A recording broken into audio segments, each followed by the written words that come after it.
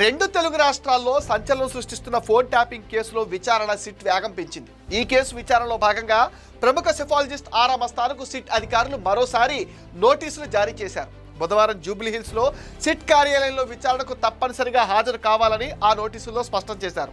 గత అసెంబ్లీ ఎన్నికలకు ముందు ఆరా మస్తాన్ వినియోగించిన 2 మొబైల్ ఫోన్లను గుర్తు తెలియని వ్యక్తులు ట్యాప్ చేసినట్లు సిట్ దర్యాప్తులో గుర్తించింది. ఈ అంశంపై ఆయన నుంచి వివరాలు సేకరించేందుకు గతంలోనే ఓసారి నోటీసులు పంపారు. అయితే వ్యక్తిగత పనుల ఒత్తిడి కారణంగా అప్పుడు ఆయన విచారణకు హాజరు కాలేకపోయారు.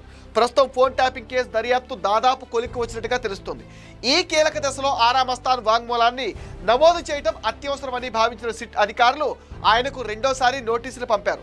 ఈసారి విచారణకు తప్పనిసరిగా హాజరు కావాల్సిందేనని స్పష్టమైన ఆదేశాలు కూడా ఇచ్చారు.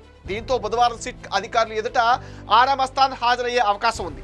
ఆయన ఇచ్చే వివరాలు కేసు దర్యాప్తులో మరింత కీలకం కావడం ఖాయమంటున్నారు.